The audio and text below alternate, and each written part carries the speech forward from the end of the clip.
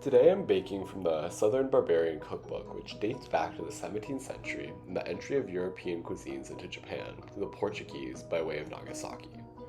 The cakes I'm going to bake today is emblematic of the introduction of European tastes into the Japanese society and culinary culture. Kasutera is a particularly interesting case due to its longevity in the Japanese diet. To explore this longevity, the introduction of European ingredients, and the proliferation of sugar, I will also be baking a Kasutera recipe from a modern-day cookbook to see how this food has changed or not changed over the past 400 years. One caveat with the Southern Barbarian Cookbook is, as you can see from the recipe on the screen, the directions are sparse. So I'll be doing my best to recreate the authentic version, but we'll be looking at the modern recipe to gauge how hot I should cook at and how long I should cook the cake for.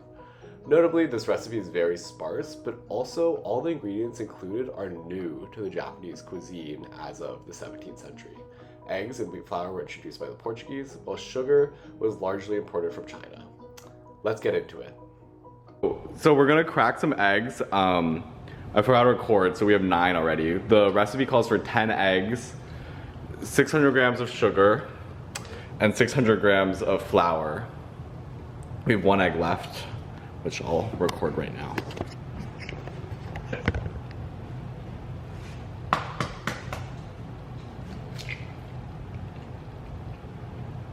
Perfect. Now we have our 10 eggs. So now we're gonna mix our sugar with the eggs. So this is our 600 grams of sugar, which is a ton of sugar, and we're gonna mix that with our eggs, and we're gonna do that right now. And since we're back in the 17th century, we're gonna use chopsticks because electric mixers don't exist yet.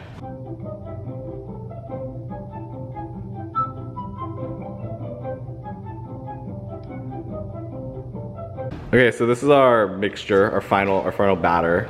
We're gonna add it to our tin and then go from there.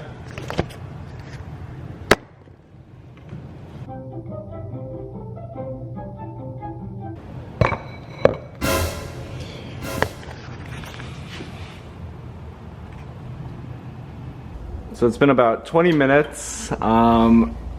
It's looking good. I think it needs some more time in the heat.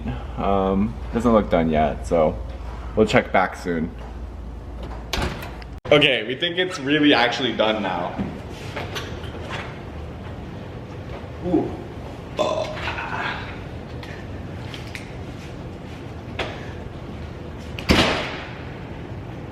Thoughts? It looks good. This is how a Southern Barbarian would have it. Okay, we're gonna let it sit. See you soon. Who are you asking thoughts to? We're gonna cut into the first one now.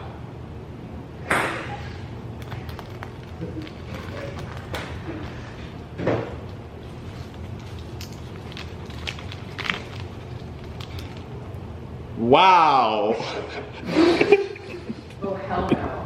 Okay, we're gonna have the Southern Barbarians try the Southern Barbarian cookbook recipes. Okay, everybody, take a bite. Do we have to? Wait, it's kind of crunchy. Julie does not like this.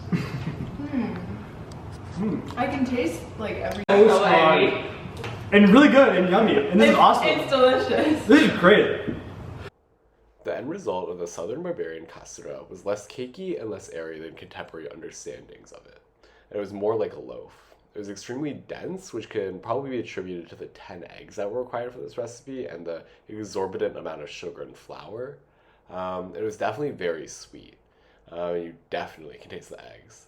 Let's see how this compares to the modern version.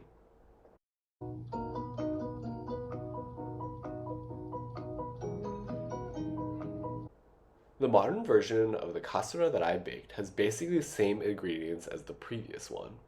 The recipe also includes musume, which is like a corn syrup type thing, which I did not have, and the recipe explained was okay to exclude. The main difference between the two recipes was the ratios of ingredients and the inclusion of a honey and water mixture in the new one.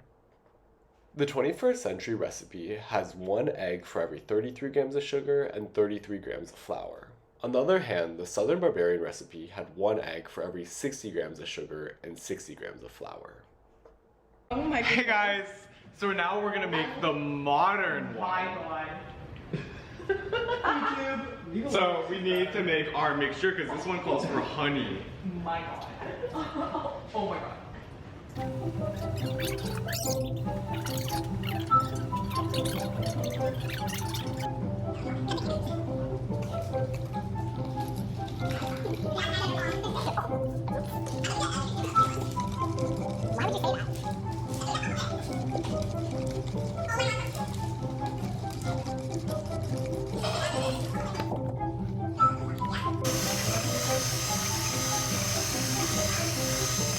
Now we're gonna add the flour.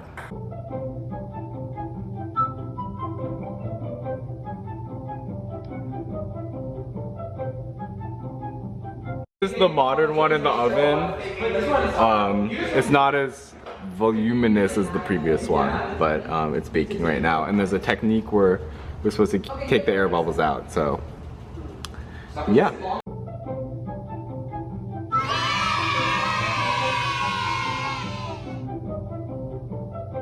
But did you not understand the gravity of the situation? That's crazy. Oh.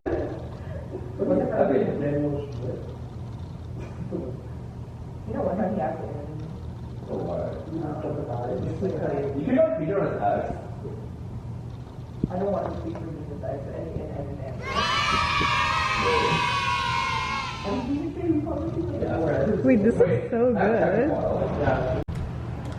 It's like a cloud. I feel like clouds are like, you can pass through them. Oh. Wow. Delicious. Wait, this is actually boss. The 21st century Kasutera came out light and airy, and the honey was very noticeable in the flavor profile. In all, the end results of the two recipes were extremely different. Even though they had very similar ingredients, the texture and flavor were significantly different. I think that the change in the Kasutera over the past 400 years reflects the incorporation and normalization of foreign ingredients like eggs, flour, and sugar into the Japanese culinary tradition.